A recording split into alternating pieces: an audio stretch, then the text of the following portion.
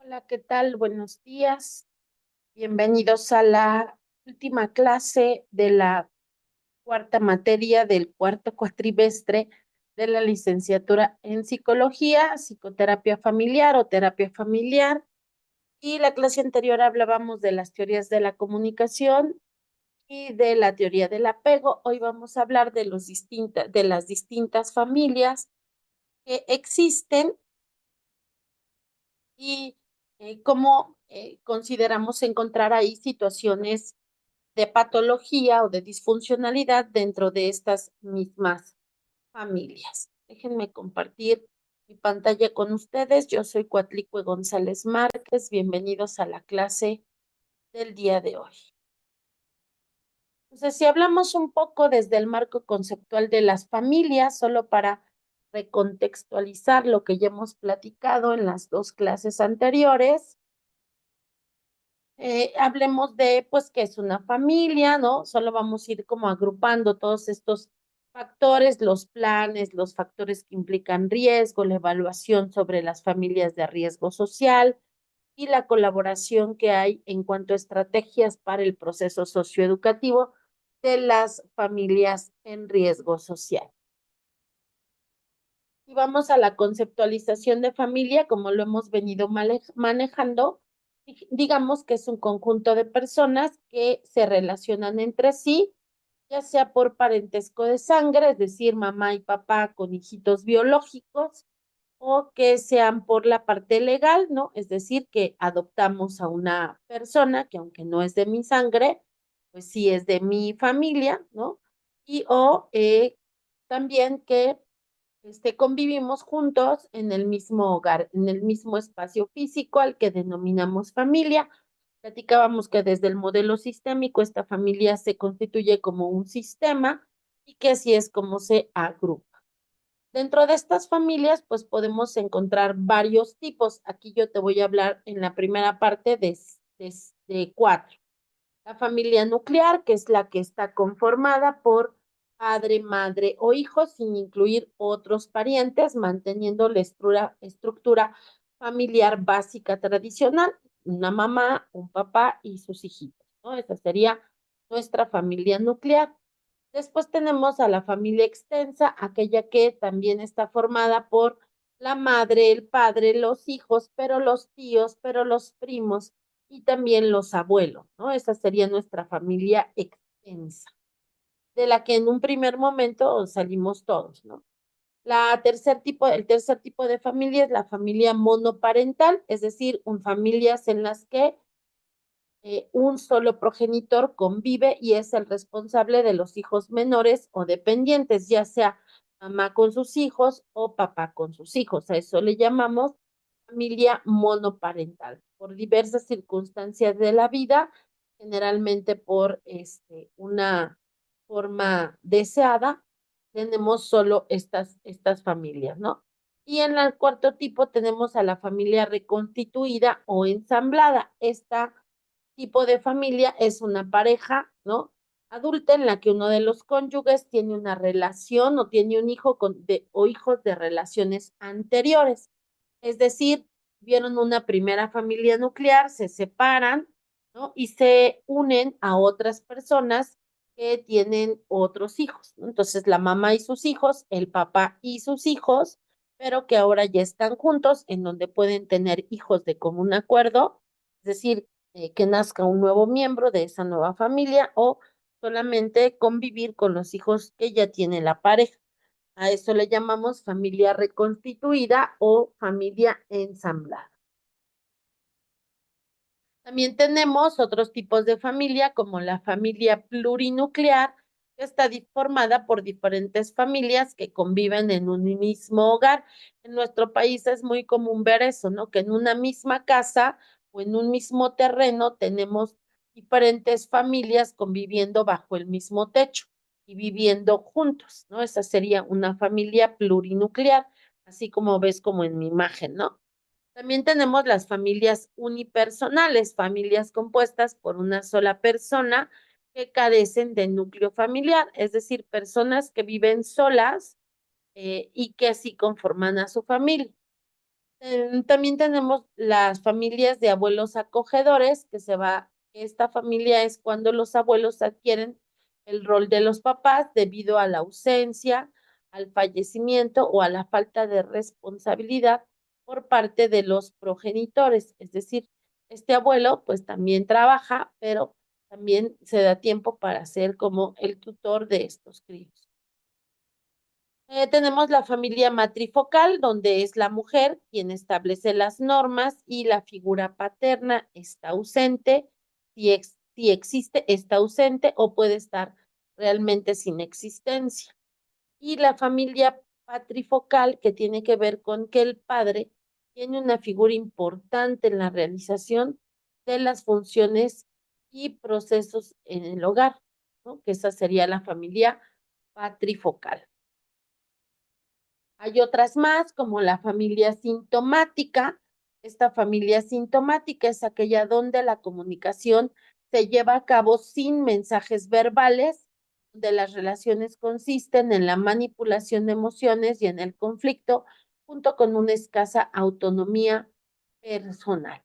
Y las familias asintomáticas, que son aquellas que predominan la comunicación, donde la vida se desarrolla con fluidez, existiendo apoyo entre sus miembros. Y finalmente tenemos a la familia hiperprotectora, esta que se lleva a cabo cuando los progenitores intentan eliminar cualquier obstáculo que aparece a sus hijos, considerándoles frágiles, pudiendo intervenir de manera directa por estos menores, ¿no? Que serían como la diversidad de familias que tenemos. Unada a estas, también tenemos familias democráticas permisivas, ¿no? Esta combinación, ¿te acuerdas cuando hablamos de estilos de crianza? Bueno, esta familia democrática permisiva, que en un inicio parece democrática, pero que puede ser netamente permisiva o viceversa. En este tipo de familia, todos los miembros tienen los mismos derechos, excluyendo la jerarquía y basada en el diálogo y las reglas básicas pactadas. Las familias sacrificantes son, en estas, los miembros de la familia, como dice su nombre, sacrifican su bien ajeno para satisfacer el bien de los demás, sacrificándose los padres por sus hijos y viceversa. Y la última familia, que sería la familia intermitente, que es donde predomina la ambivalencia, donde los progenitores, papá y mamá, van cambiando constantemente el modelo de interacción con la familia, pudiendo ser a veces muy autoritarios y otras veces muy sacrificantes o muy permisivos, debido a la escasez de conocimiento acerca del buen comportamiento que se debe seguir. Otras más familias, otros tipos más de familia, la familia delegante. Estos son aquellos padres que legan su papel de guía a la familia de alguno de los dos cónyuges, obviando el desarrollo de un sistema autónomo familiar, es decir, ahí cuando le dicen que lo resuelva tu abuelo, que lo resuelva tu abuela, ¿no? Que nosotros no tenemos nada que hacer ahí. La otra familia es la autoritaria, donde los progenitores crían a sus hijos con disciplina de manera rígida y decidida, controlando sus necesidades y deseos y existiendo una clara división entre el papel del padre y de la madre. No hay acuerdos ahí. Y los nuevos núcleos, este tipo de familia que está caracterizada por el crecimiento de nuestros hijos, en las que la pareja puede ser pareja de hecho, matrimonio civil u homoparental. A su vez, esta puede o no tener hijos biológicos y o tener hijos de adopción. Hay más tipos de familia, como la familia educadora, esta que acoge a menores en desamparo y sabe encargarse de cubrir sus necesidades básicas. Tenemos las familias monofiliares, que se producen cuando los hijos siguen viviendo en casa de sus padres, aún siendo adultos, de adultos no de 20, sino adultos de 40, 50 años, y aún por varias razones, como falta de recursos económicos, responsabilidad de cuidarse a ellos o a sus padres, ¿no? O hacer el quehacer, y prefieren quedarse en el seno de su primera familia. También tenemos las familias interculturales. Estas son aquellas familias en las que la pareja, no de, en la pareja, uno de los cónyuges procede de otra cultura o cuando conviven en el mismo hogar varias familias de inmigrantes, que esas conformarían las familias interculturales. Y las familias de un solo miembro, que son formadas por personas, que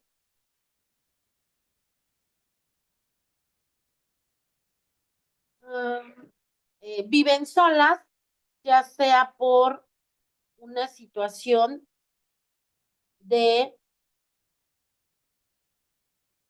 que se han emancipado o que se divorciaron, se separaron o que ya son personas mayores que pasaron por la parte del nido vacío. Recuerdan que cuando estas familias, sus hijos crecen y se van a realizar sus vidas, entonces estas familias de un solo miembro se quedan ahí o de dos miembros, mamá y papá, ¿no? Son personas mayores. ¿Cuáles serían aquellas estrategias para mejorar la colaboración de familias en un proceso socioeducativo? Porque, bueno, nosotros los psicólogos damos psicoeducación, ¿no? Esta psicoeducación tiene que ver con que tengamos que orientar a las diversas familias sobre qué son las cosas que están sucediendo ahí y a partir de eso poder dar orientación. Esta psicoeducación se vierte en estrategias de colaboración justo para poder hacer que esta familia tenga un proceso socioeducativo relacional mejor. Dentro de ellos tenemos al voluntariado en la escuela, ¿no? Eh, tenemos la ayuda a los niños en las tareas, que no es una ayuda de saca tu cuaderno y siéntate a hacerlo, sino que en realidad estamos esperando que nos desarrollemos a través de este vínculo. Que me siente con él, que le explique estas situaciones que no entiende y que valide aquellas que ya logra. Tres, asistir a las actividades en la escuela. Eso siempre es importante para favorecer el desarrollo de las familias, la integración familiar. Compartir experiencias con la clase a través de charlas, cuando nos invitan a los papás o a los abuelos a contar historias, al cafecito literario, a este tipo de situaciones. Cinco, participar en programas o proyectos que tenga la escuela, como la reforestación, el pintado de la escuela, el aseo, este tipo de actividades que la escuela coloca y que es importante tanto la participación de los niños como de estos adultos responsables. Y finalmente, pues visitar la clase de los niños. A veces nos invitan sus maestros a participar en un día de clase. Todas estas estrategias pues son para relacionarse mejor con los miembros de nuestra familia, papá con hijo. Las funciones de las familias, bueno, la familia es multifuncional, ¿no? Pero principalmente tienen que ver con funciones individuales dentro de la familia, como pudiera ser el desarrollo de la unión o la vinculación de los miembros de la familia, así como miras pues mi pantalla, ¿no? Es decir, esta vinculación que sí o sí nos permite desarrollarnos con nuestra familia, la crianza, que es tan importante, la que ya hablamos en otra clase, la socialización. Nosotros somos seres biopsicosociales, nunca lo olvidemos, entonces no es apto un desarrollo social inexistente, es decir, estar solos ahí, queriendo solo hablar con nosotros mismos, pues eso no es adecuado, ¿no? Es necesario que la familia tenga este desarrollo social. También tenemos acá, como individuos, el desarrollo sexual, ¿no? La identificación de nuestros roles sexuales y el ejercicio de nuestra sexualidad saludable, el control social, que hay espacios en los que no nos pertenece estar ahí, no debemos estar ahí, y otros que netamente están diseñados para nosotros, ¿no? La ubicación social, que tiene que ver con la jerarquía, con mi postura, mi posición económica y todo lo que se puede extender de la familia hacia los otros, ¿no? Las funciones hacia la sociedad de parte de la familia, pues primeramente, una familia se crea como parte de la reproducción. Mamá y papá tienen como finalidad unirse de manera sexual para poder, en un primer inicio, preservar la especie. Y ya más avanzados, pues la parte de la relación de satisfacción. La sociedad nos exige a las familias, pues tener descendencia, ¿no? Para poder seguir procreando esta especie y que los seres humanos no nos extingamos. No solo eso, también parte de la cooperación social. Esta que dice, nosotros somos seres que en conjunto nos desarrollamos en base a diversas circunstancias, ¿verdad? Y se tienden a realizar a partir de esta cooperación social. También la representación de los hijos menores de edad. Ustedes saben que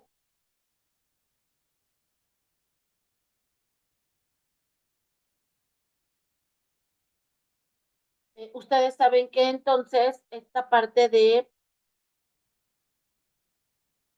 la mayoría de edad en nuestro país son 18 años. Antes de eso, papá y mamá son los representantes legales de sus hijos y de las decisiones que estén generando ahí.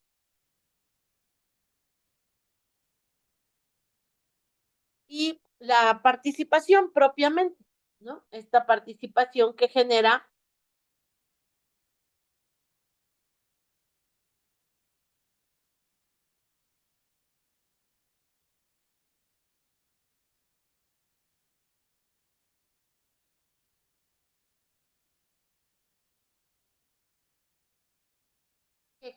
el convivir en sociedad.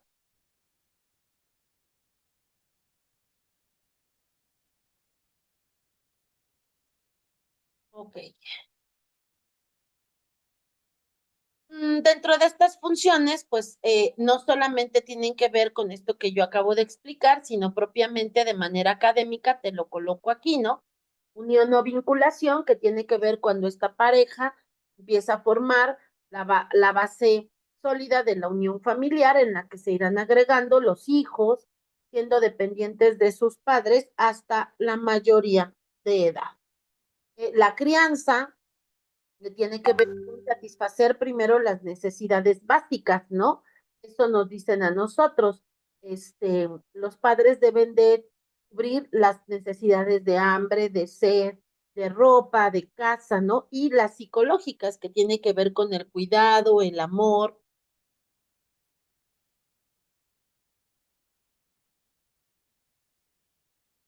y la seguridad, ¿no?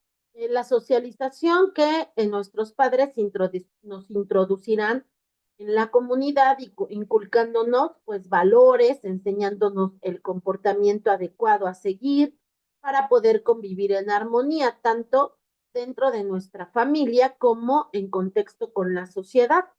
También en la parte sexual, pues nos tienen que informar, ¿no? Como niños o niñas, cuáles son las funciones diferenciadas a la sexualidad, así como preguntarnos, ¿no? Así como saber cómo se dirigen a nosotros, qué situaciones estamos realizando ahí.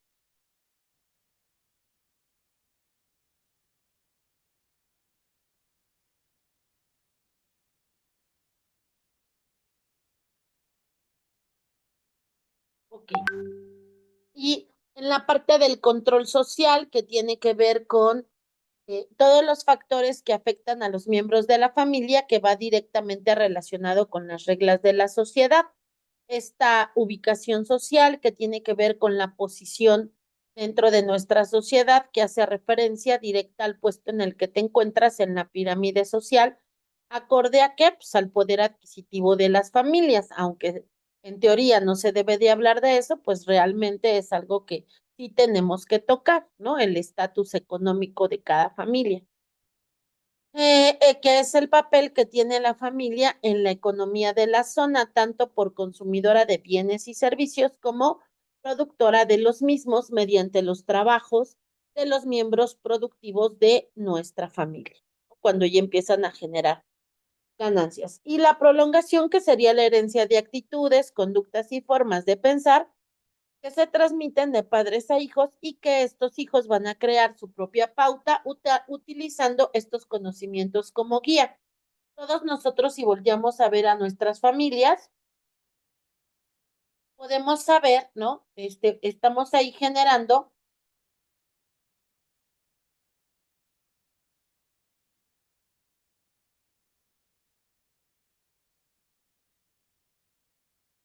vamos generando cosas que nos inculcaron nuestros padres, las vamos reproduciendo, con las que sí concordamos y las que no, las vamos generando nuevas, ¿verdad? Ok,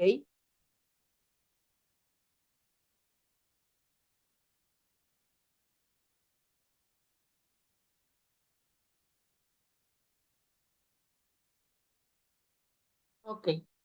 Las funciones entonces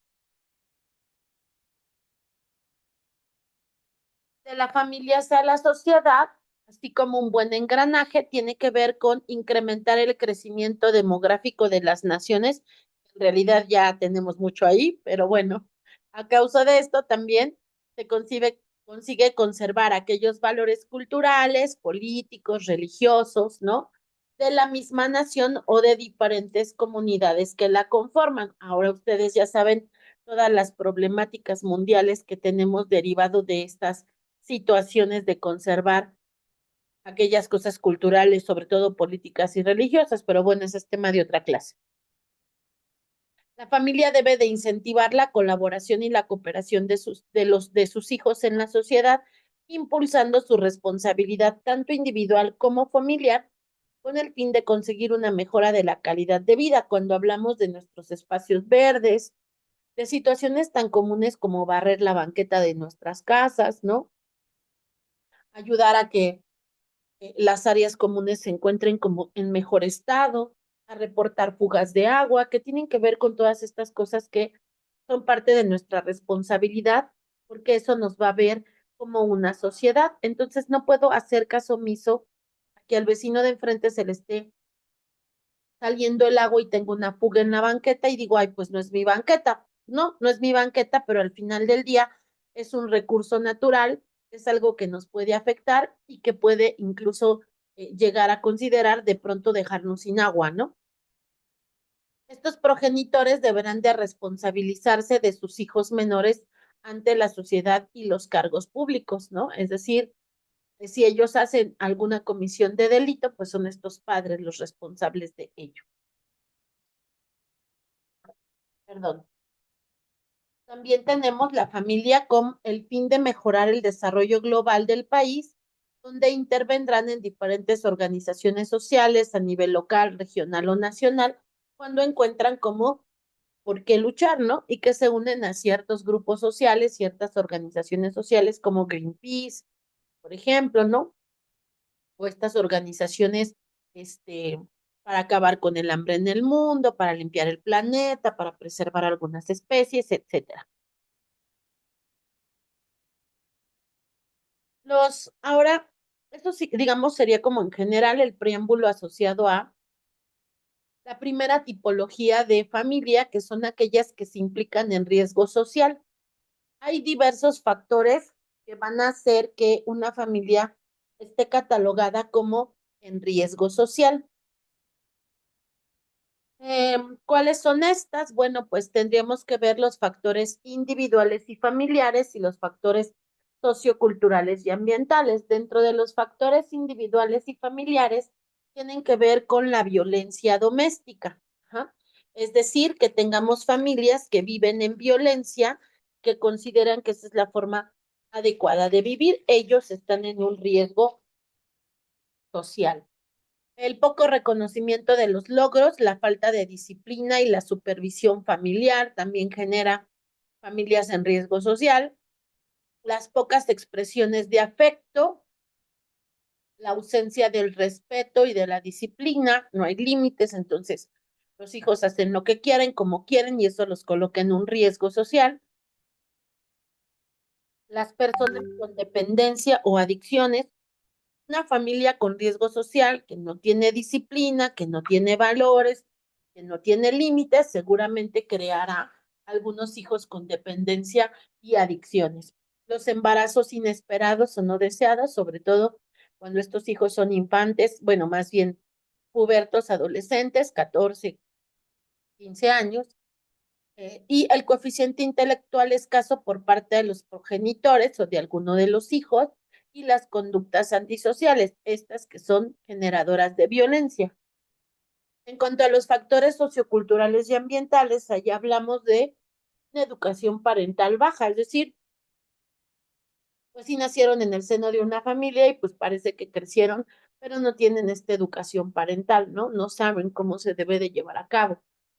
La inhabitabilidad de la vivienda, es decir, que vivan en lugares inhóspitos, inadecuados para el desarrollo correcto de la vida, el desarraigo, ¿no?, de esta vivienda o de esta familia, las viviendas familiares en zonas no urbanizadas, que pues ustedes saben que tenemos mucho de eso, ¿no? Zonas que no son destinadas para la vivienda, que la gente cae de paracaidistas ahí, y entonces tratan de hacer hóspita un lugar que no está designado para eso.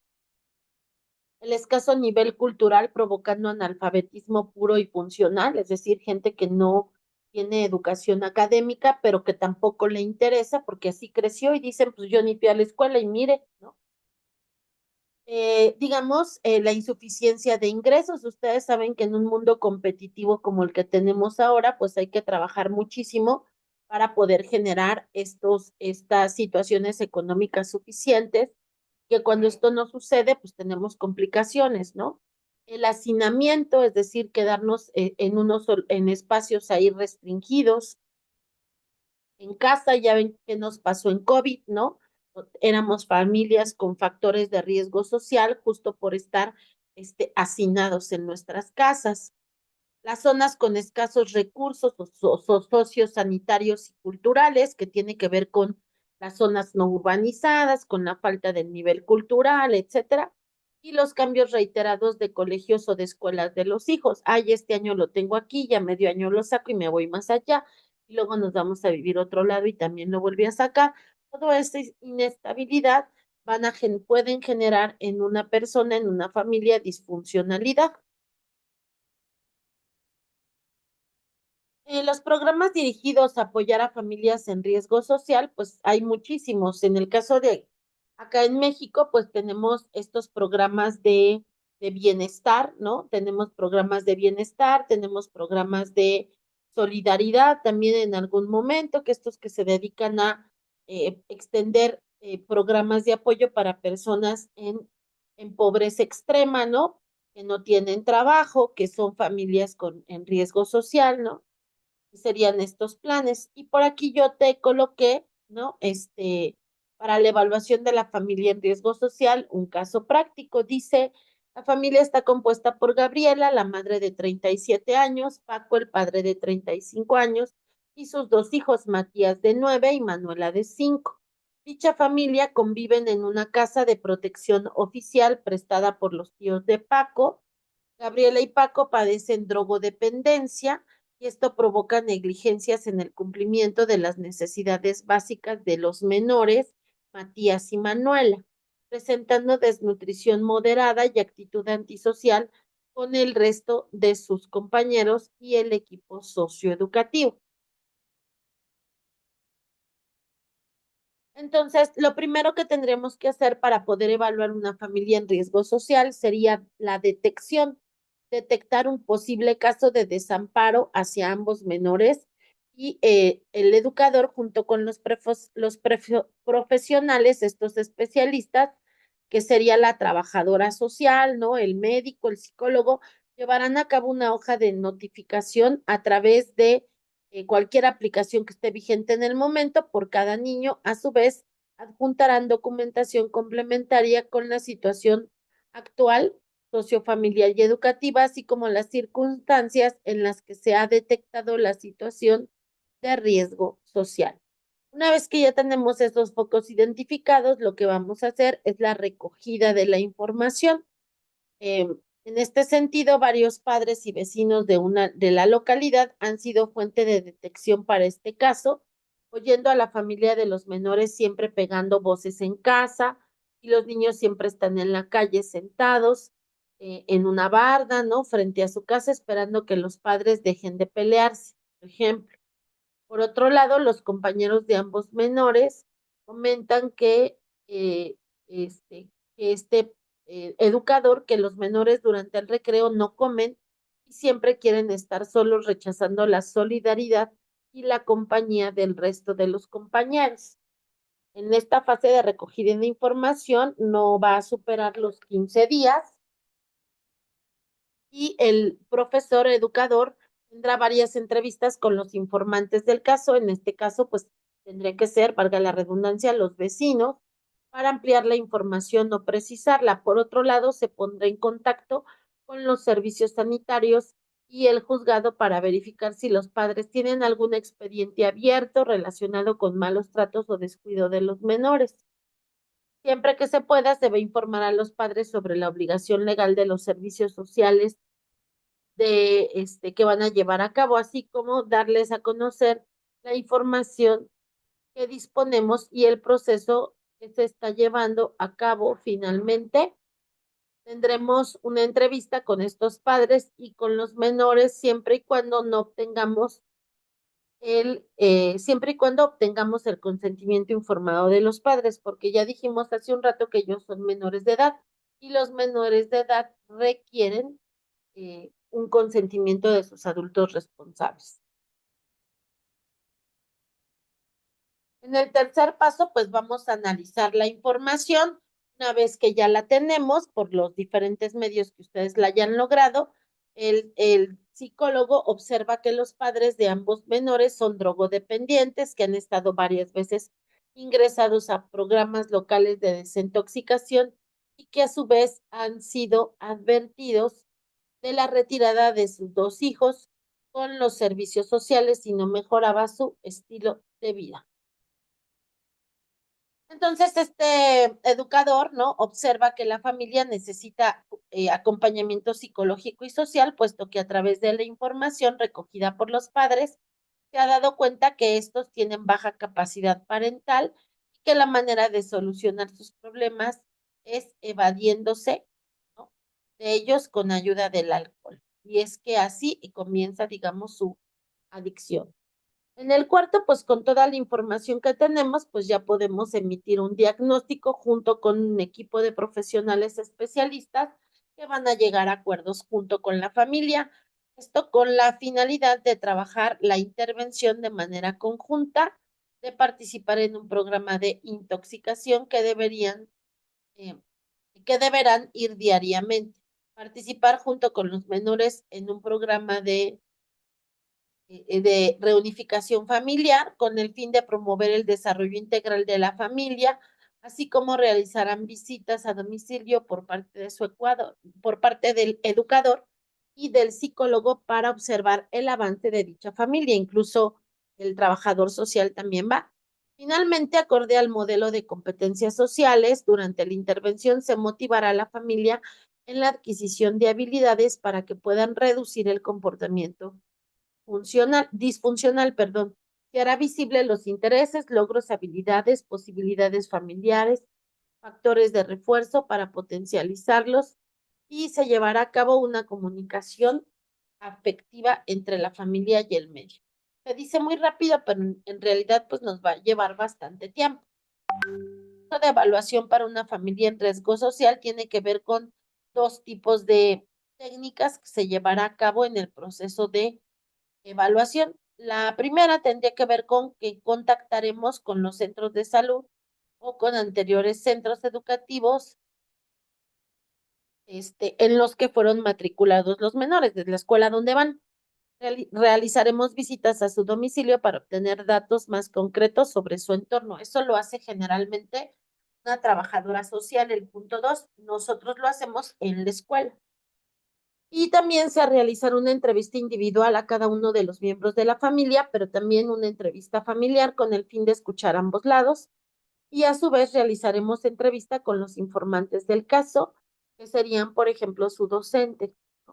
Y realizaremos una observación directa sobre los menores y sus familias.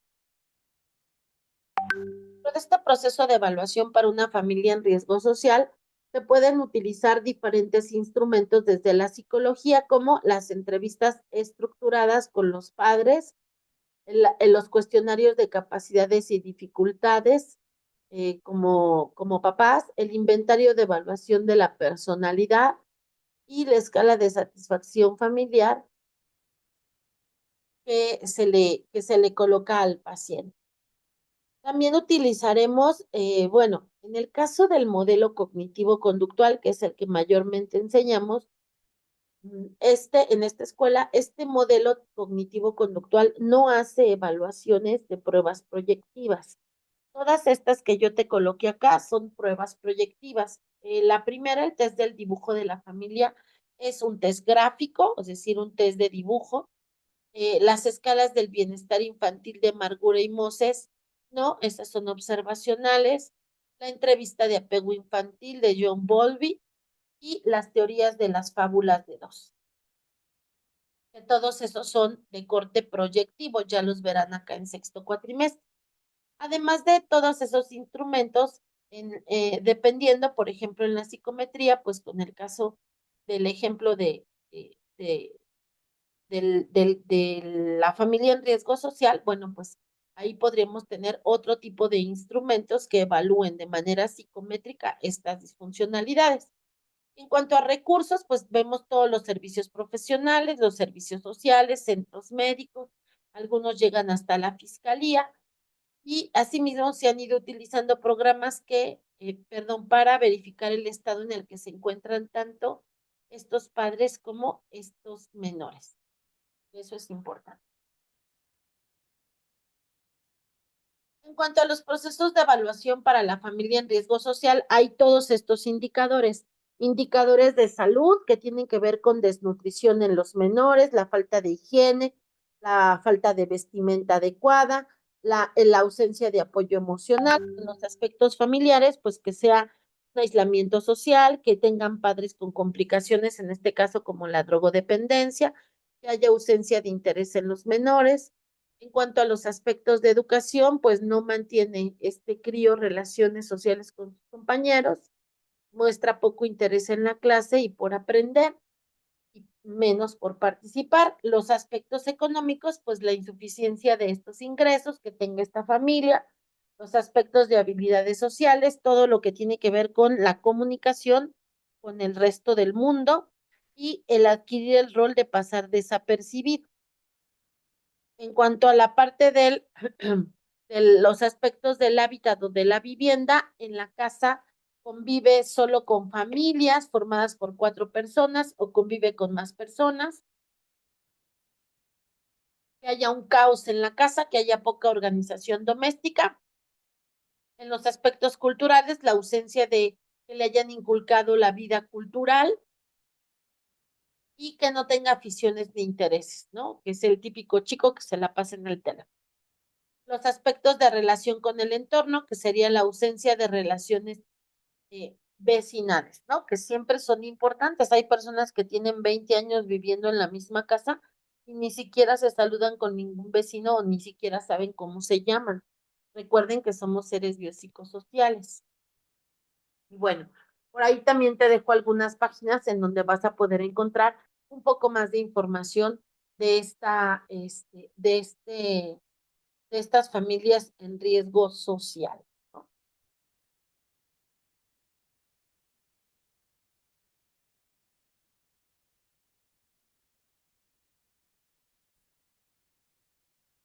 Bien, vamos a ir avanzando con otro tipo de familia que vamos a registrar acá, ahondando un poco estos tipos de familia, ya simplemente como para que no queden muchos huecos, porque de pronto no sucede. Las familias han evolucionado a partir de 3 puntos importantes, desde el punto de vista antropológico, desde el punto de vista también jurídico y desde el punto de vista sociológico. Desde la parte del punto de vista antropológico,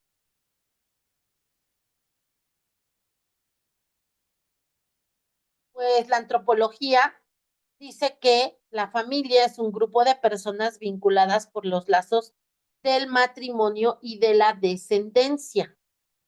El ser humano cuenta con dos familias de referencia, la familia de orientación, que es en la que naces y te crías, que nosotros le conocemos como biológica, y la de protección, es decir, la que tú creaste con tu pareja y con la descendencia que tienes con esa pareja. La familia monógama, que tiene que ver con cuando esta familia compuesta por la pareja y los hijos de ambos viven juntos o no. El éxito de esta familia monógama está en el cumplimiento de una serie de funciones que esencialmente son cuatro: las sexuales, las reproductivas, las socializadoras y, por supuesto, las económicas. En cuanto a la familia matrifocal que hablábamos hace un rato, que la verdad es que tenemos muchísima población de familia matrifocal, está compuesta por la mamá y sus hijos, por el hecho de que la relación más evidente y sólida de cuantas existen en los seres humanos es la establecida entre el niño y la madre. En alguna cultura, el padre se clasifica como pariente afín en cuanto a que mero marido de la madre, ¿no? Lo reconoce. En la familia polígama se relaciona la poligamia con las sociedades en las que se practica la agricultura,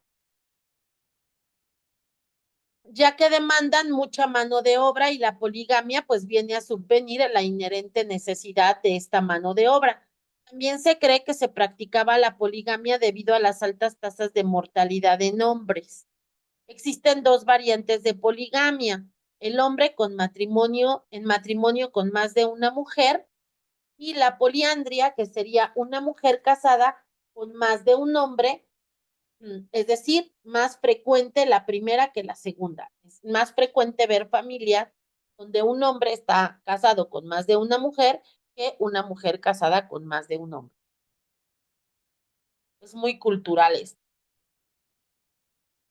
La familia troncal, esta que es una variante de la familia extensa, donde su característica es la convivencia de varias unidades maritales en un mismo hogar, sometidos a la regla que tan solo existe una unidad marital en cada generación. Tras el emparejamiento a los hijos solteros, solo el que es llamado a la sucesión, sea hombre o sea mujer, permanece en el hogar de los progenitores. La familia extensa, que son nuevos cónyuges que pasan a integrarse en una unidad preexistente, es decir, ya existía esta familia y ahí se incorporan. La característica primordial de este tipo de familias es que en ella conviven varias unidades maritales. Existen varios tipos dependiendo de dónde se integre la nueva pareja. Si son patrilocales, una nueva pareja que se integra a la familia del hombre. Si son matrilocales, la pareja se incorpora a la familia de la mujer. Si son avunculocales, perdón, la pareja reside con el tío de la madre del hombre. Y si son bilocales, la pareja reside indistintamente con los padres del hombre o con los padres de la mujer. Ahora, esto es desde el punto de vista biológico. Desde el punto de vista jurídico, está enmarcado en el Código Civil como los poderes públicos que aseguran la protección social, económica y jurídica de la familia, que no son privativos de España, que todos los países tenemos eh, estos códigos, ¿no? Donde hay familia nuclear sin hijos, donde hay familia nuclear monoparental con hijos, familia nuclear biparental, ampliada o extensa, familia formada por el padre y la madre sin hijos. La familia es la formada por uno de los progenitores más los hijos, por ambos progenitores, ¿no? Madre y padre. Es formada por más miembros de la familia, ¿no? Que son estas que ya hemos ido explicando. Donde existe la afinidad, ¿no? Eso es muy importante de decirlo. Donde existe la afinidad, el Código Civil dice, ¿no? La afinidad es un tipo de parentesco que se produce por un vínculo legal a través del matrimonio u otro tipo de unión civil. La consanguinidad que tiene que ver con un parentesco natural dentro de una persona con otras que descienden de los mismos antepasados, y la adopción, que tiene que ver con un acto jurídico, ¿no? En virtud de que cualquier adulto toma como propio a un hijo ajeno y establece una relación paterno-filial, ¿no? De esto hay menos, pero sí hay. Y la familia desde un punto de vista sociológico, por organización, pues tenemos a la patriarcal, donde la autoridad la ejerce papá, la matriarcal, donde la autoridad la ejerce mamá, la igualitaria, donde la autoridad está compartida entre padre y madre, la matrilineal, donde solo heredan los varones o solo heredan las mujeres, dependiendo de qué tipo de familia arriba sea, la bilineal, donde todos pueden heredar, y la de soporte por cuestiones laborales de responsabilidades varían. Los padres delegan a los hijos mayores el cuidado de los pequeños, ¿no? Que eso pasa muchísimo en nuestras familias. Desde el punto de vista sociológico, por cohabitación, tenemos la familia larga o extensa, que se organiza en función de la pareja mayor, que habitualmente son los padres de los miembros de la familia, es decir, de alguno de los esposos. La familia nuclear, formada por padres e hijos. La patria o matrilocal, que tiene que ver con la patri, familia que convive con los padres del esposo, o la matri, familia que vive con los padres de la esposa. La adoptiva, que tiene que ver con las familias que deciden adoptar a quien se encuentra en abandono o en orfandad. La neolocal, que es una familia que vive en un lugar distinto al de los padres del esposo o la esposa. La poli o la familia polígama o monígama, que ya también explicamos, ¿no? Y las unipersonales, estas familias que son solo una persona, ya sea que sean en soltería, por separación, por divorcio, por viudez o con una pareja no convivente, es decir, viven en la misma casa pero no tienen ninguna relación. Las familias Bing, que son aquellos matrimonios o parejas sin hijos, que de eso tenemos una amplia gama actualmente, que además quieren ya como ser perrijos y gatijos, ¿no?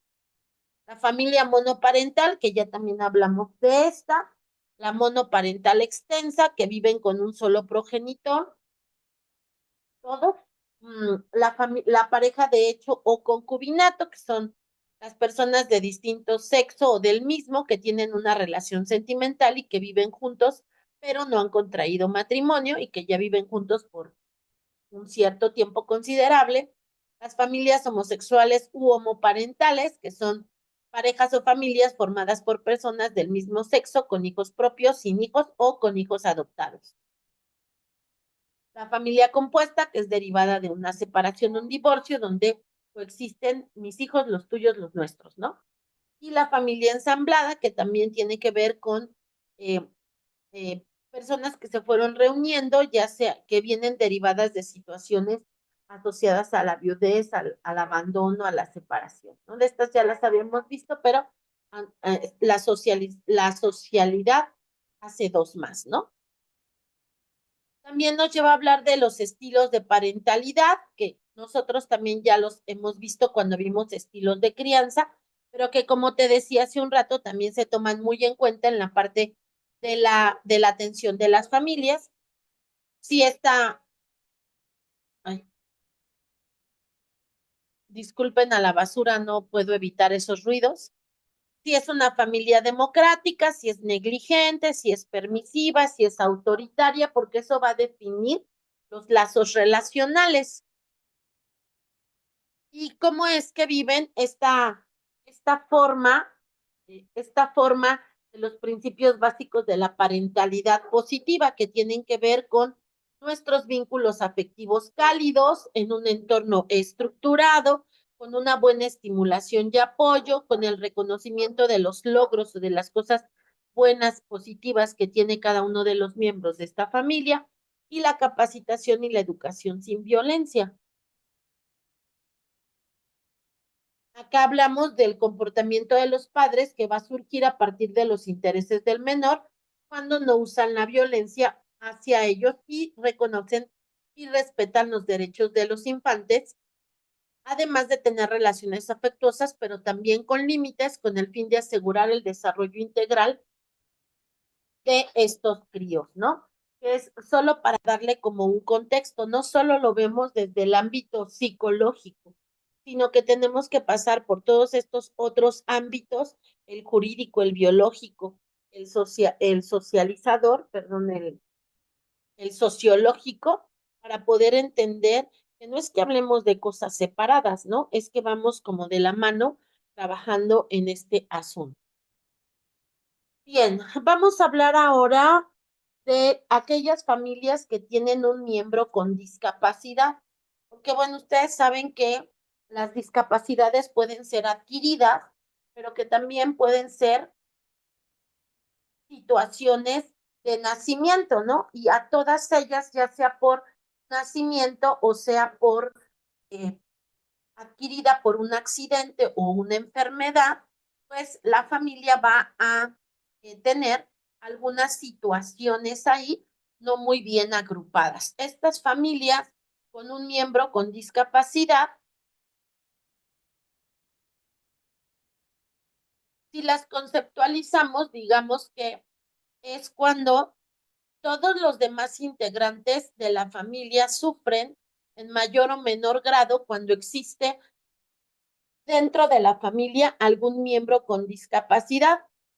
Estas familias, además de enfrentarse con las mismas presiones sociales y demandas que las familias normales, también se encuentran con demandas y necesidades específicas de educar, proteger y amar a un niño con limitaciones o adaptarse a un miembro con discapacidad. Enfrentar estas crisis significa para la familia tanto la oportunidad de crecimiento y fortalecimiento como el peligro de padecer trastornos en algunos de sus integrantes o en las relaciones familiares. Cada familia nosotros ya sabemos que es única y que es particular y que va a asimilar dicha crisis de diferentes formas, por lo que la capacidad de superarla pues va a ser variable entre una familia y otra. Lo que es cierto es que la discapacidad los va a obligar a todos en la familia a cambiar sus ritmos de vida en todos los sentidos. De igual forma, cambian sus rutinas familiares, pues desde ese momento se agrega una continua y profunda relación con diferentes médicos, especialistas, terapeutas que estudian y tratan a la discapacidad específica que tiene su familiar, específicamente sus hijos. En realidad, ninguna familia se encuentra preparada para afrontar una situación de discapacidad porque no tiene los suficientes conocimientos. eh, Esta información la va a ir adquiriendo cada integrante de la familia según la situación y el rol que a cada uno le toca ir viviendo, ¿no?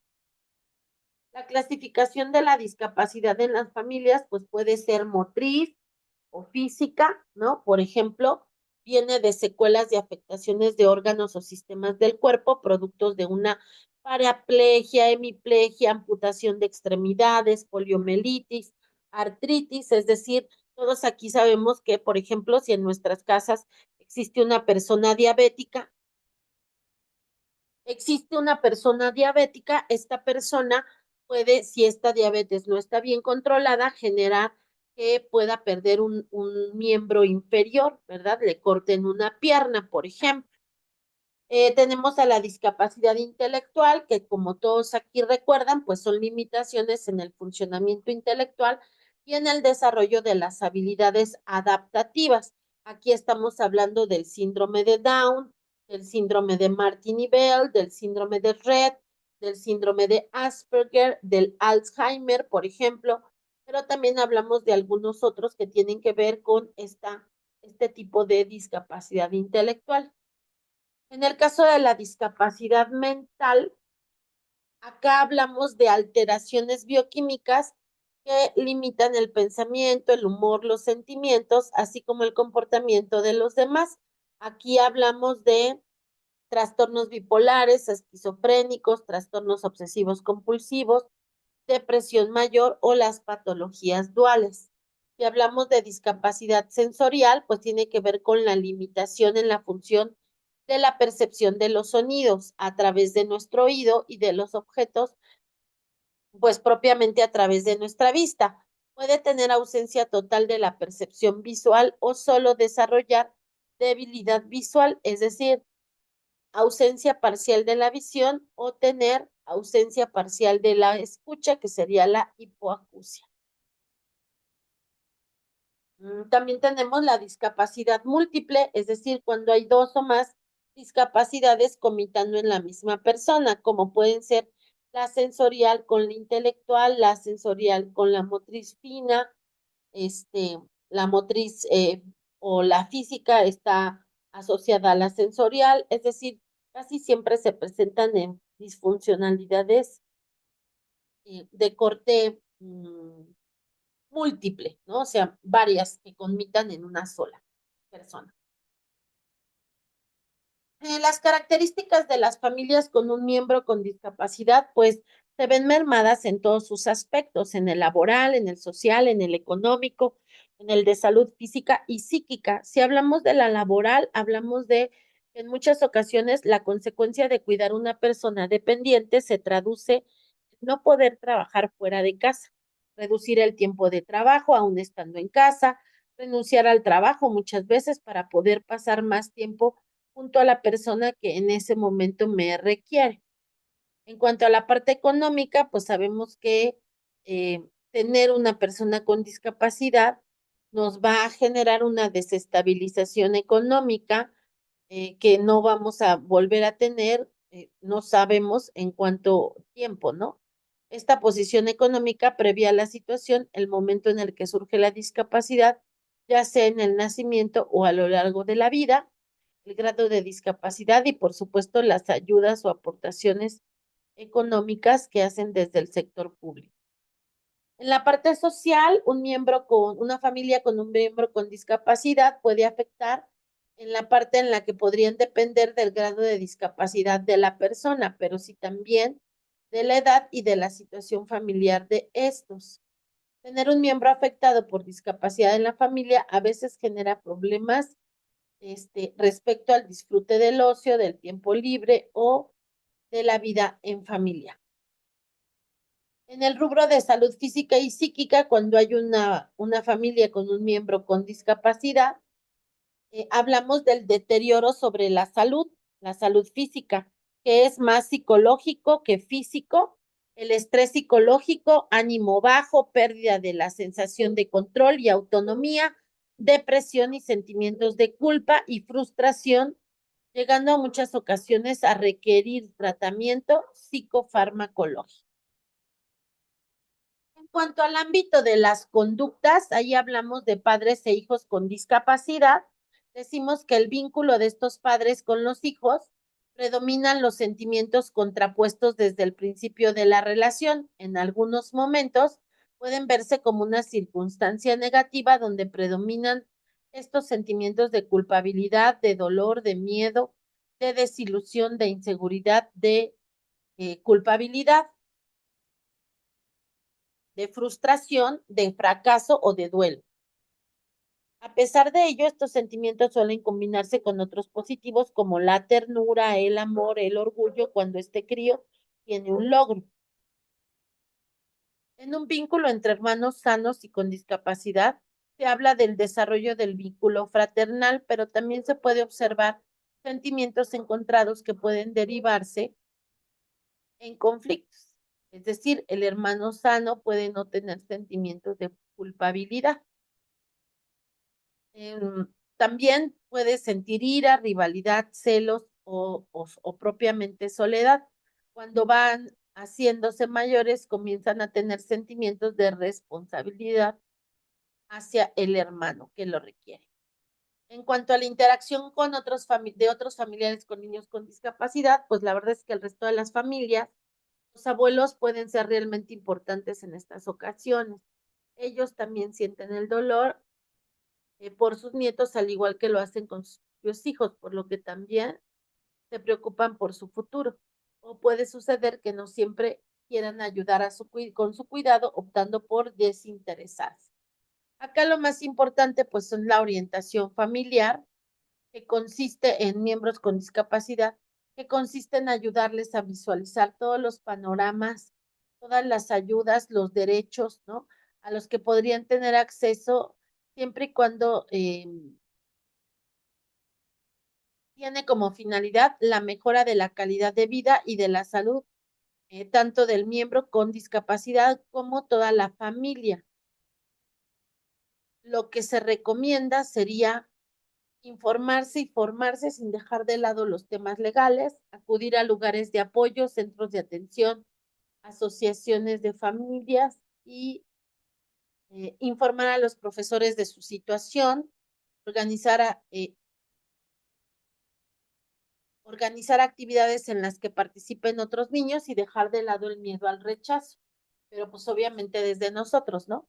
Interactuar con personas de diferentes edades, contemplar la posibilidad de tener mascotas como alternativa para regresar, para generar responsabilidad y empatía, obviamente trabajar muchísimo con la autoestima, el autoconcepto, el impacto que sufre una familia en el momento del descubrimiento de la discapacidad en el niño es importante, pero lo es más la forma en la que ésta se enfrenta a ello. La familia pasa por una serie de etapas como son la negación, la agresión, la negociación, la depresión y la aceptación, ¿no? De esto que le está pasando. Y se debe partir siempre de un buen diagnóstico y sobre todo de las pautas que se deben seguir para que la persona consiga potenciar todos sus puntos fuertes y lograr hacer de la discapacidad una característica personal y no algo remarcado como negativo. Recuerden que Alfred Adler, lo vimos en primero, él generaba la parte de la inferioridad orgánica y psicológica y decía, la inferioridad orgánica nacemos con ella, pero un ejercicio diligente, una red de apoyo socioemocional sacará avante a una persona, podrá vivir con mejor calidad de vida durante un tiempo largo. Sería esto que estamos diciendo acá.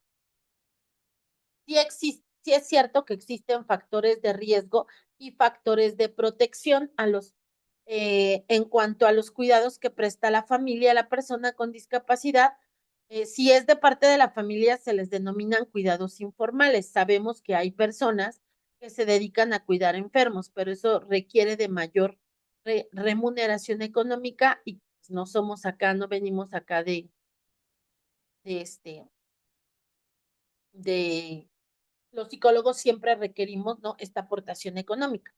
En cuanto al género del cuidador principal, observamos que son las mujeres, mayor porcentaje las que se responsabilizan del cuidado en diferentes situaciones familiares de discapacidad, y eso ni lo vamos a discutir porque es cierto, aunque hay menos población varonil y que esa población varonil ve en aumento, también es cierto que la parte de esta forma de responsabilizarse, pues viene desde diferentes miembros de la familia. Y la familia frente a la discapacidad, pues hay muchos estudios que difieren en sus resultados, indicando que uno es cuidar de una persona, a veces puede unir a la familia y otros puede provocar conflictos entre sí. Realmente, pues lo que más genera son conflictos, ¿no? Sobre todo si este familiar que está muy enfermo es aquel que tenía como pues más cartera, ¿no? Entonces ahí vienen otras situaciones complicadas. Y las necesidades en las familias de personas con discapacidad, es decir, para poder responder a las mismas se podrían precisar de ciertos conocimientos, estrategias y habilidades para cubrir las necesidades de la información, la formación, el apoyo y el asesoramiento a lo largo de todo su ciclo vital, porque su expectativa de vida también es alta. Puede servir en el caso tanto de las familias con un niño con discapacidad como el de un adulto con discapacidad. Los riesgos que pueden generar tener una persona en la familia con alguna complicación de enfermedad tiene que ver con los riesgos antes de nacer, perinatales, que sería la inconsciencia de los padres sobre la importancia de cuidar los temas de la salud de mamá, las relaciones incestuosas, no realizar como pareja la prueba de compatibilidad sanguínea, no tomar ácido fólico, no llevar un adecuado control médico para monitorear el desarrollo de este feto, cosas que actualmente nos parecen increíbles de que no se hagan, pero en realidad un gran grueso de la población no tiene acceso a eso. Hoy sabemos que con una imagenología a edades muy tempranas en el vientre de esta madre podrían controlar los médicos estas situaciones. En cualquier etapa de la vida, el no vacunar al menor, el consumo de estupefacientes, el estar expuesto a situaciones de riesgo, el no prevenir problemas de la salud. En cuanto a los factores de la salud que no se puedan prevenir, ¿no? Si hay siempre alguno. La prevención pues se va a dar desde las primeras etapas, de hecho desde antes de que nazca en este vientre materno, pero más a partir del nacimiento y de la primera infancia, en donde se tienden a reforzar la atención de salud a fin de poder reducir mediante la detección precoz las intervenciones siguientes. Mm, y bueno, pues seguir cuidando como todas estas consideraciones que se llegan a desarrollar porque también podemos asociarnos a patologías de su vida, ¿no? Heredofamiliares le llamamos. Y ahí podremos entonces darnos cuenta si este chico tiene familia con PC, con epilepsia, con algún retraso, ¿no? Que esté generando, que vaya a generar en tamaños mayores ciertas condiciones de vida. Y en cualquier etapa de la vida, pues también se pueden dar a través de un traumatismo cráneoencefálico, me caigo, me pego en la pared en el piso del baño y ya no supe nada, ¿no? Y ahí podría darse ese ejemplo. Y esta falta de concientización se debe, entre otras cosas, a la escasez de datos existentes sobre la magnitud real y la gravedad de las discapacidades de origen traumático, sobre todo en los países en desarrollo como el nuestro. En el sector de la prevención y la lucha contra los traumatismos, la OMS, la Organización Mundial de la Salud, recomienda sus actividades tanto preventivas y reductoras de la discapacidad en tres niveles: prevención de riesgos traumáticos, prevención de incidencia y gravedad de los traumatismos resultantes de estos riesgos, y también el tratamiento del traumatismo de la deficiencia. Fuera de estas, de las discapacidades producidas por traumatismo, existen incapacidades que pudieran ser evitadas teniendo cada individuo la debida conciencia sobre la importancia del cuidado de la salud, tanto física como mental, ¿no? ¿Cómo lo hacemos esto? Pues revisándose, haciéndose sus chequeos constantes, en tiempos prudentes sobre la salud, la audición, la vista, e incluso en el no descuidar así las lesiones, que no dejar de lado cualquier síntoma que nos indique la necesidad de acudir a terapia psicológica o psiquiátrica. Y esto es muy importante porque estamos viendo que nuestro adolescente no puede más y no le ponemos atención y hasta que ya está muy caótico. En cuanto al tratamiento, pues hay muchos aspectos que se pueden trabajar en familias con personas con discapacidad, que sería la principal actitudes hacia la discapacidad. Poder investigar sentimientos, pensamientos, emociones, conductas frecuentes en la familia a partir del nacimiento con discapacidad eh, que representa en el nacimiento. Las expectativas se analizan las expectativas de experimentos de esperanza que la familia mantiene y modifica. En cuanto al cambio en la estructura familiar, se debe de realizar a partir de un modelo estructural de la familia y retomando los cambios ocurridos principalmente en los diferentes aspectos de la vida individual de la persona, entre la pareja, parental entre los hijos y los padres, el fraterno entre los hermanos. Revisar todos los conflictos generados, aquellos que son casi siempre a través de situaciones emocionales, ¿no? De tal forma que el conflicto es todo aquel evento que produce una mala interacción entre los miembros de la familia.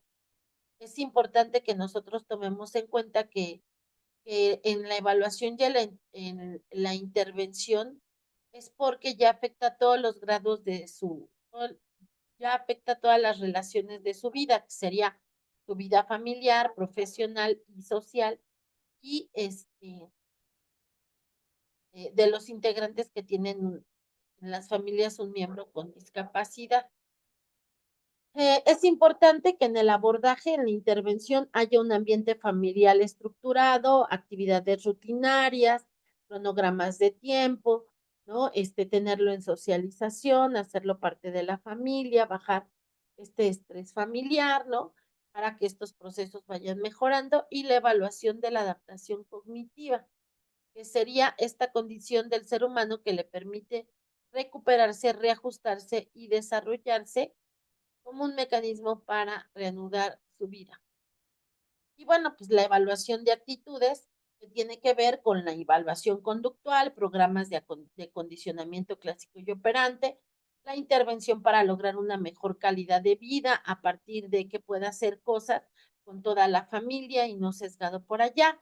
Y las familias experimentan mayor calidez cuando, uno, se satisfacen las necesidades familiares; dos, los miembros de la familia disfrutan de la vida familiar; tres, los miembros de la familia tienen oportunidades que buscan buscar y lograr objetivos que son significativos para ellos; y por supuesto la intervención sistémica, ¿no? Esta que hemos estado revisando como un modelo que ve primero la funcionalidad de la familia y luego del individuo en el contexto social que le corresponda.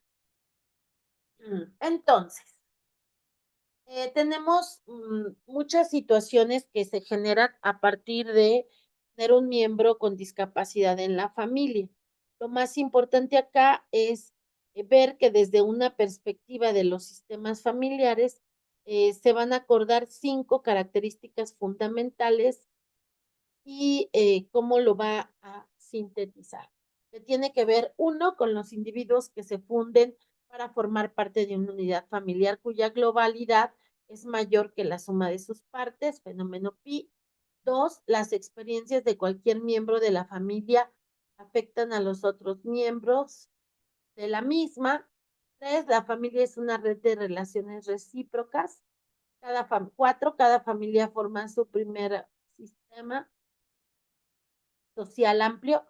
5, cada familia tiene un pasado, un presente y un futuro. Y Roland en el 2000 explica su modelo sistémico de enfermedades en 4 esferas de influencia en la concepción y en el tratamiento y el entendimiento de las familias. En primer lugar, dice, se tienden que considerar las demandas prácticas y emocionales que suponen la discapacidad. En segundo término, la adquisición de la comprensión de sí mismo como una unidad fundamental en términos sistémicos. Recuerden que ya dijimos cómo funciona este esquema. En tercera posición, la comprensión de los ciclos de vida individual, familiar y de la enfermedad. Y por último, los valores, creencias y legados multigeneracionales que subyacen a los problemas de salud. Los tipos de enfermedad, la forma de la adversidad, cómo afronta la pérdida, todo eso junto a los ciclos de vida familiar de un individuo y de la enfermedad a través de un sistema de creencias, de culturas y de etnia, ¿no? La prevalencia en México en el 2020, que es como la más cercana, es de más de 1,000 millones de personas que viven en todo el mundo con algún tipo de discapacidad.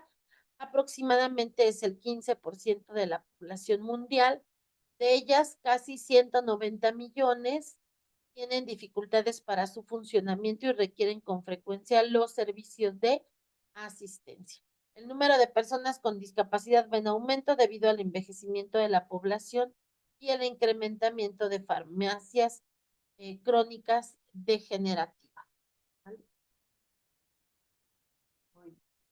Entonces, como ven, hablar de los miembros de la familia con discapacidad, con discapacidad intelectual, pues no es cosa sencilla, ¿no? Es una cosa que nos va a llevar un poquitín de tiempo y siempre mucha intervención. Déjenme colocarles aquí un pequeño video que nos va a hablar justo de esto que yo acabo de aburrirles, ¿no? Tomen nota. Una madre imagina cómo va a ser su hijo. ¿A quién se parecerá?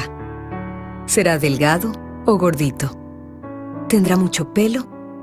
¿Cómo será su carácter? ¿Será comelón? ¿Llorará mucho en las noches? Y después del ejercicio, llega siempre a la misma conclusión, al mismo deseo, sobre cualquier característica que sea un niño sano. Cuando esa madre recibe a un niño diferente, recibe también a alguien más, el monstruo más temido. Que la discapacidad es la enfermedad permanente, que es el signo que lo marcará de por vida, que es el inicio de un camino de angustias, problemas y dolor. Eso es lo que dicen y lo que siente. El médico da una lista con detalles muy complejos. El padre siente ira. La vecina conoce un caso parecido. Ella está sola. Pero no está sola. Cuando menos lo espera, escucha la voz de un experto. Una madre entera, sobreviviente, capaz de sonreír. Una madre como ella. Alguien que ha estado en su lugar, que conoce el camino. Alguien que enfrentó al monstruo y ganó. El mensaje dice que será duro. Hay mucho por hacer y hay que hacerlo. El mensaje dice que ella tiene en sus manos un poder incalculable para cambiar la historia de ese niño. Con amor y cruzando las puertas indicadas. Pasa el tiempo. Ella se siente fuerte. Ella está lista para dar un mensaje a una madre que ha recibido a un niño diferente.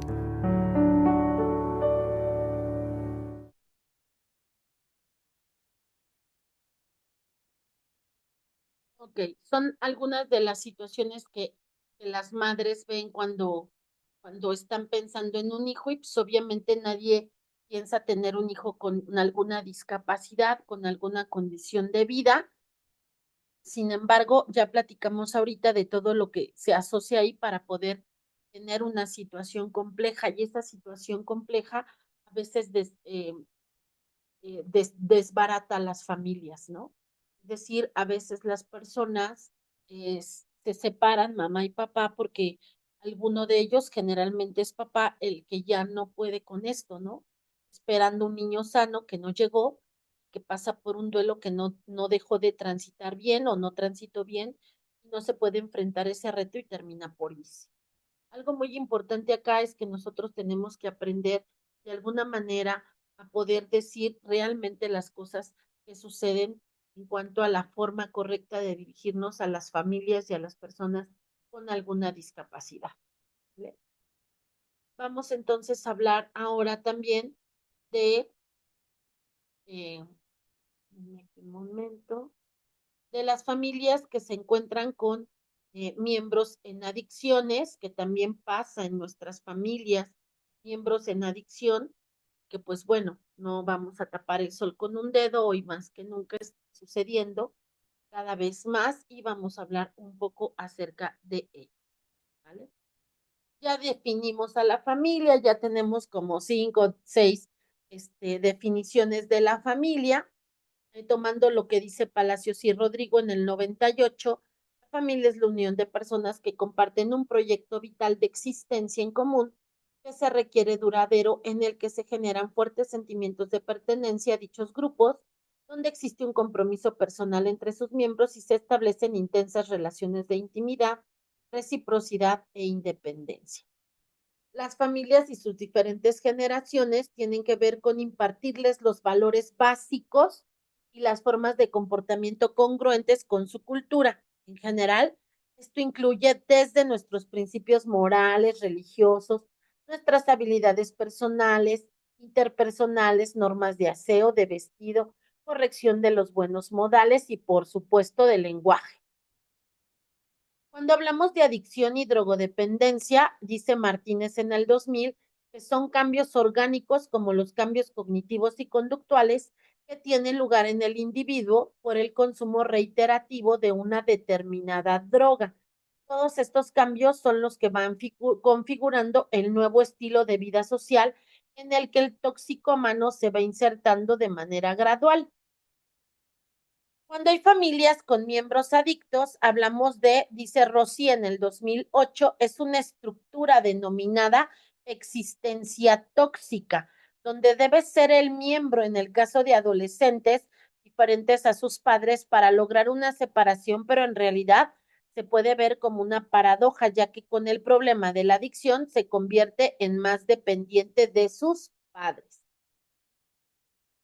Cuando se descubre la adicción en un miembro de la familia, surge por lo general a través de la revelación de un tercero que lo detecta o por un acto fallido, ¿no? Eso también pasa mucho. López en el 2004 dice en su libro de Relaciones Humanas y Psicoterapia que la familia con un miembro adicto vive la crisis de una manera más cruda. Su evolución se ve coartada por el proceso adictivo. Entonces, los adictos suelen tener una historia de dependencia y de relación conflictiva con sus familias de origen que nunca acaba por terminar. Será para siempre.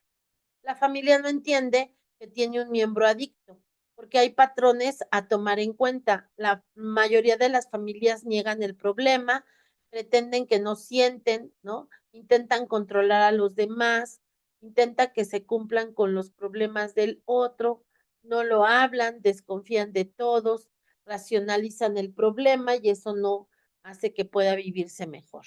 En cuanto a la descripción de los miembros adictos, cada miembro de la familia desempeña una labor importante dentro de la dinámica del grupo y además desarrolla de forma paralela su vida individual. Esto también lo dice Rossi en el 2008.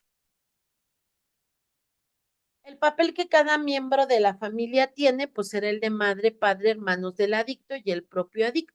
Es decir, todos van a estar circundantes a la persona en adicción.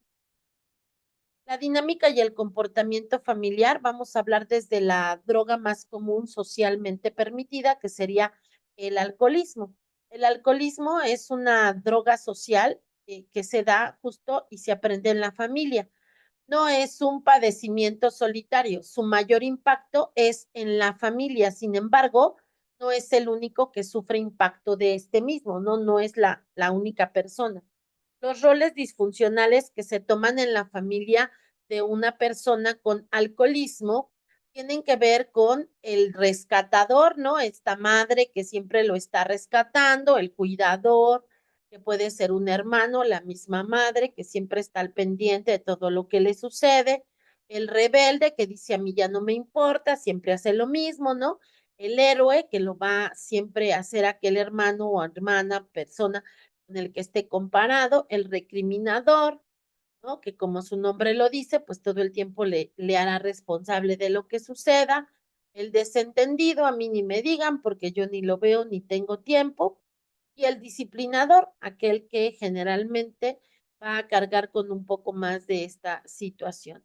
Las dinámicas de las familias alcohólicas se caracterizan por ser inflexibles, ya que las reglas son inhumanas, eh, lo que hacen en sus miembros lo que hacen que sus miembros se confundan. Las características de la dinámica de las familias con adictos son principalmente tres. La negación, que como su nombre lo dice, no es alcohólico, ¿no? Entonces lo puede dejar cuando quiera y es que nadie lo entiende, ¿no? La permisividad, en donde dice, bueno, pues si ya estamos acostumbrados a que lo haga, pues que se lo siga haciendo. Y la codependencia, si no estoy al cuidado de él, que me necesita, ¿qué hago yo en mi vida? La tendencia de comportamientos de un alcohólico en la familia, pues es que se vuelve un ser compulsivo, pero también un ser antisocial.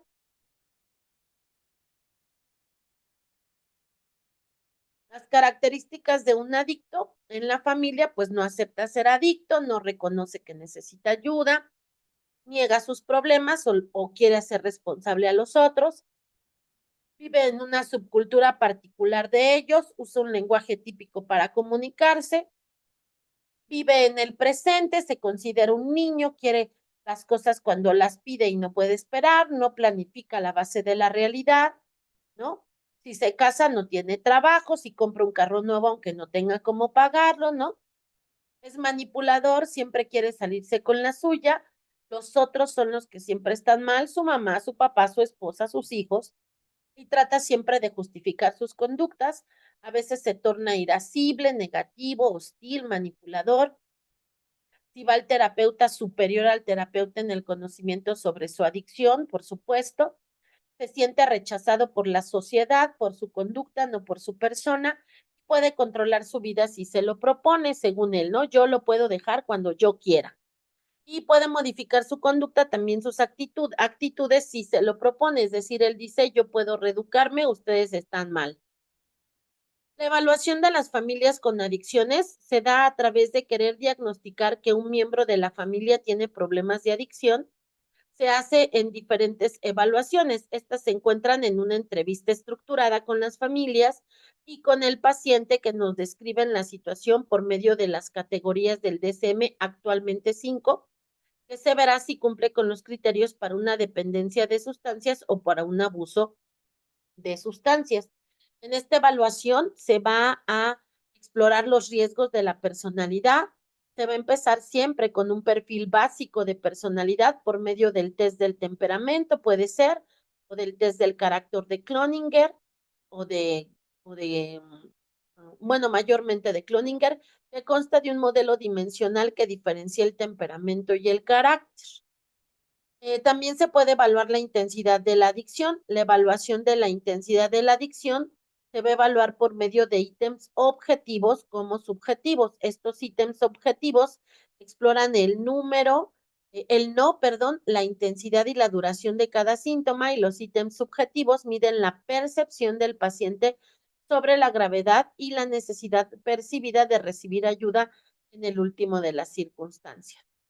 También podemos aplicar el inventario de ansiedad y de depresión de Beck, que tiene una estandarización en población mexicana, que es un autoinforme que evalúa 21 síntomas de depresión que evalúa síntomas de depresión con 21 ítems o preguntas que valoran síntomas más cognitivos que fisiológicos.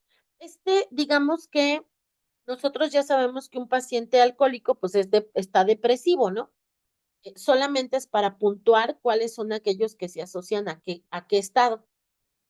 También está el inventario de ansiedad o de estado de rasgo de Spielberger, que mide el estado de ansiedad en el inicio de la desintoxicación, es decir, cuando este miembro adicto de la familia va a empezar un proceso de desintoxicación, evalúa la ansiedad del momento y la ansiedad general.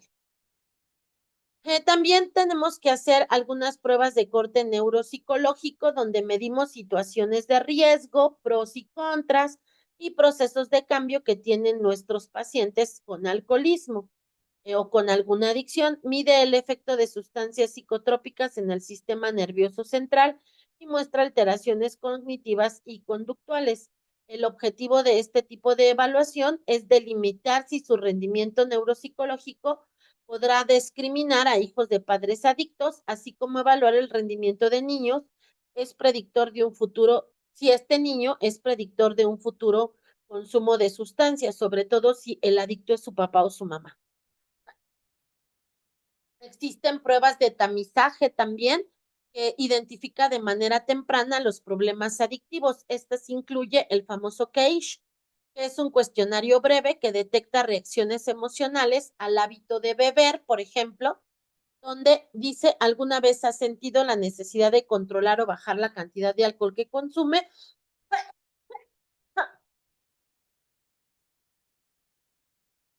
Ay, discúlpenme.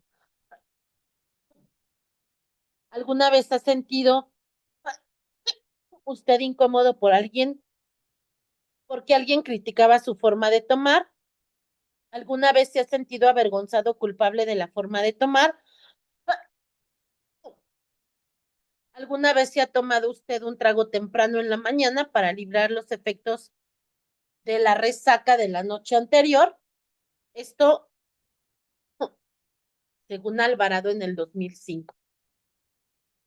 Existe también el modelo circunflejo que evalúa a la familia según la adaptabilidad y la cohesión que tengan con este miembro adicto.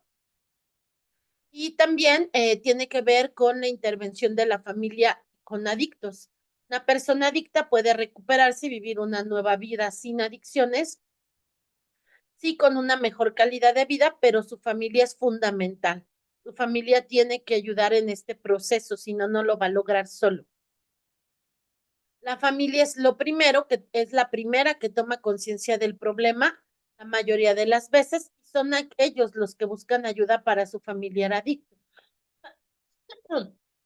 Al principio, esta familia es codependiente, está obsesionado con en ayudar al adicto que necesita apoyo para este proceso de recuperación y digamos que es un proceso conjunto, ¿no? Yo tengo un hijo adicto y entonces quiero que pues, salga de la adicción, pero también dependo qué va a pasar en el momento en el que él deje esta adicción, ¿no? Y las terapias para la intervención tiene que ver con terapia individual, terapia familiar, se puede dar consejería o psicoterapia individual y familiar. También debe de ir a grupos de autoayuda, estos que son como del modelo de AA, que se basan en 12 pasos para familias o para codependientes.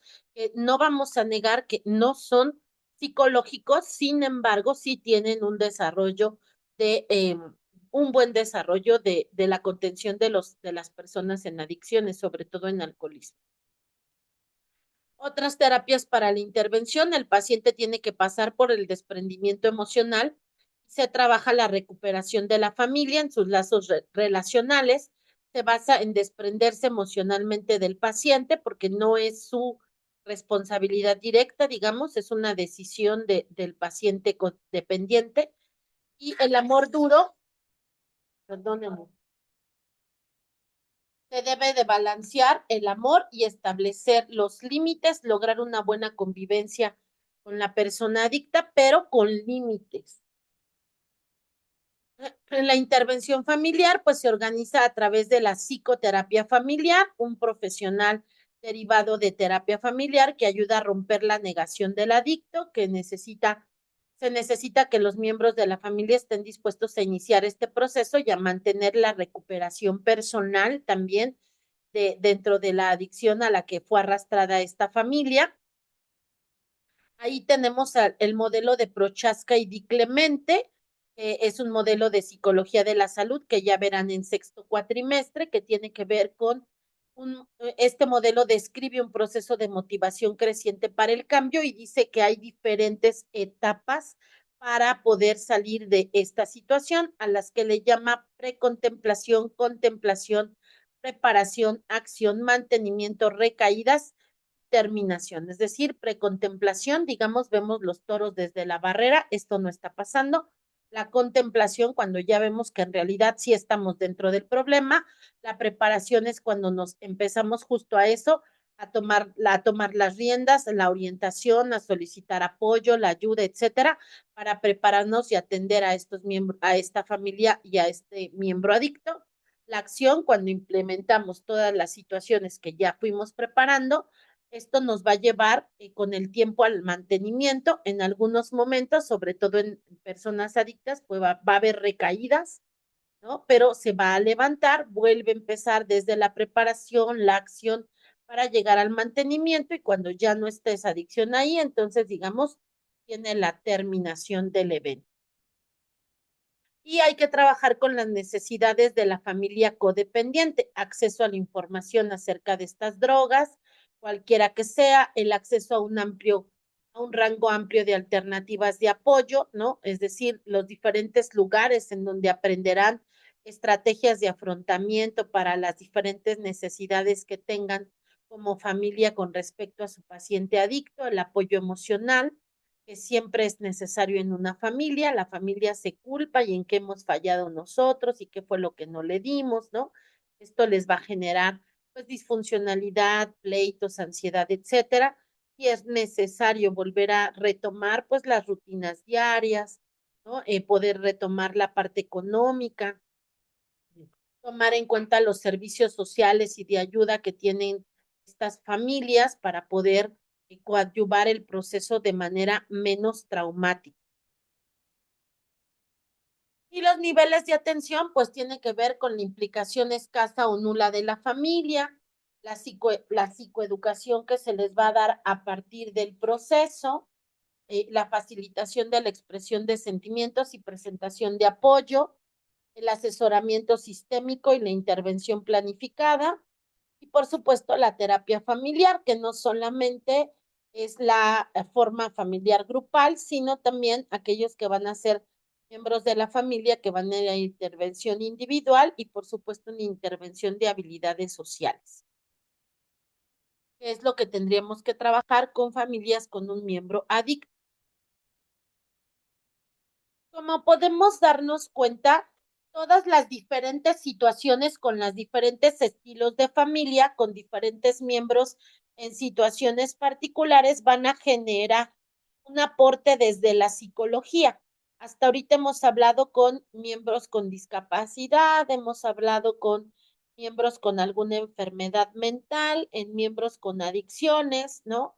También, entonces, ahorita hemos hablado con familias con miembros en violencia familiar, que es de lo más que nosotros tenemos actualmente, que ha existido siempre, pero que de manera muy puntual se ha acentuado en todos los aspectos en los que quisiéramos hablar y que no existieran dentro de estas familias, ¿no?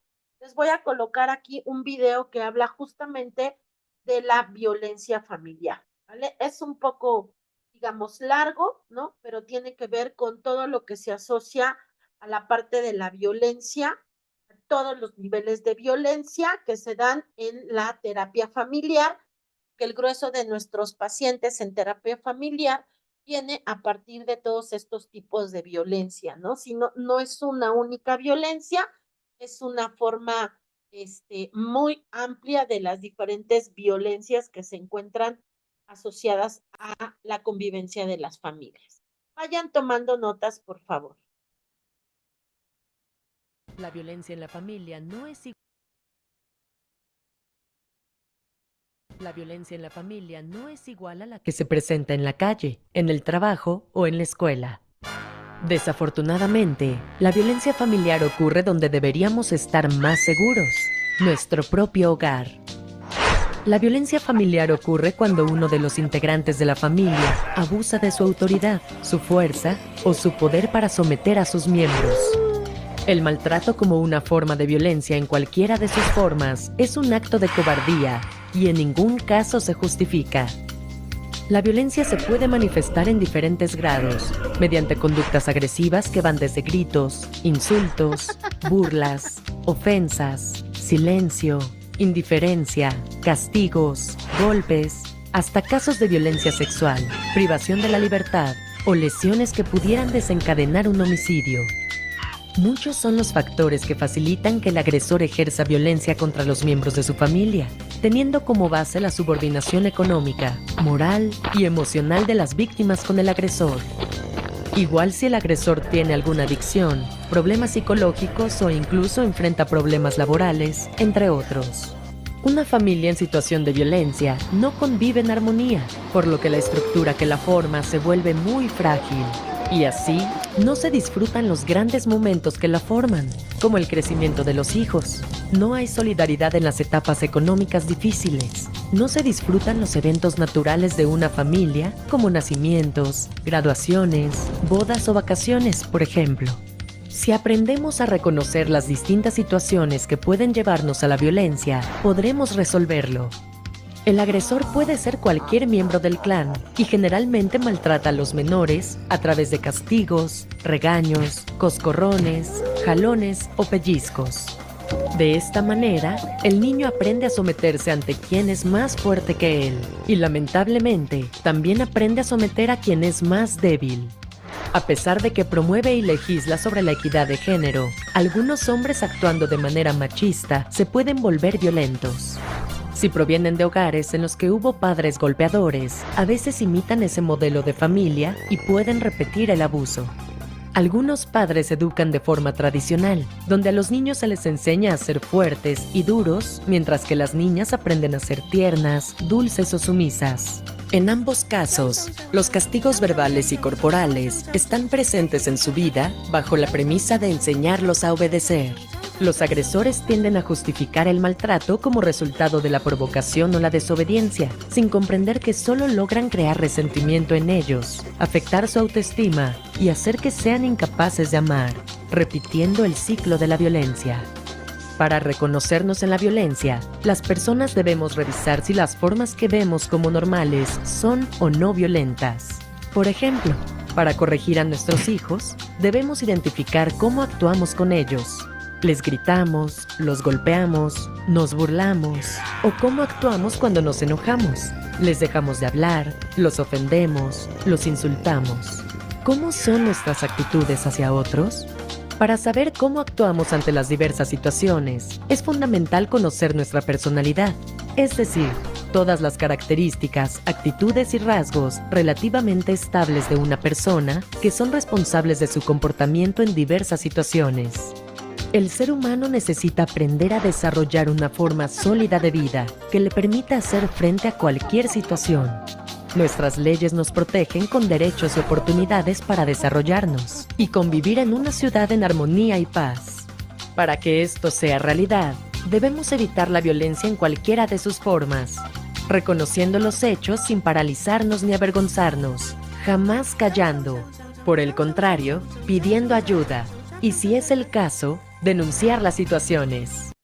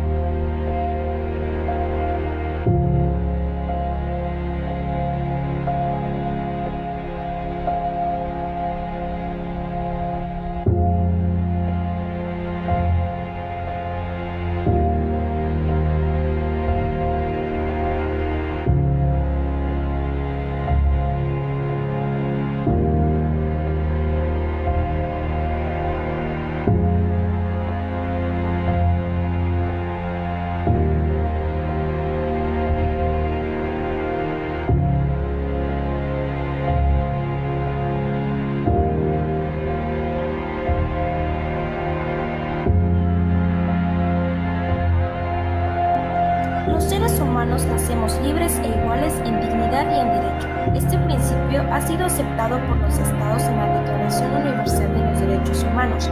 Por tanto, aunque los seres humanos tenemos diferencias, ninguno de nosotros es inferior.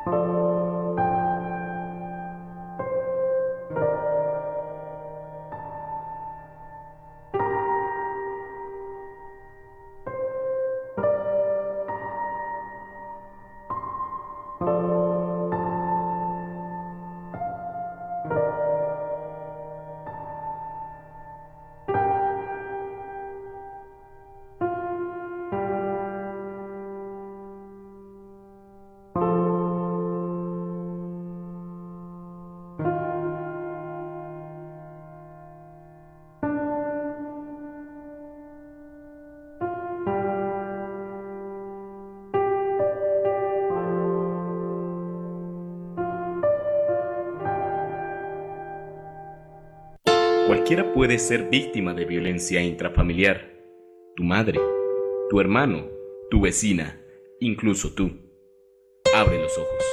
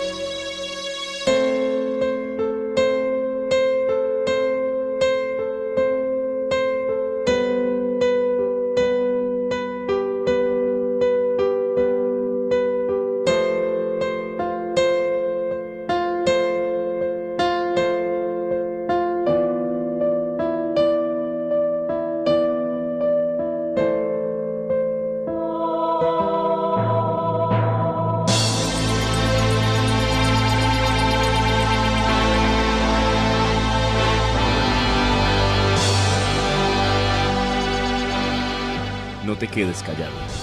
Denuncia.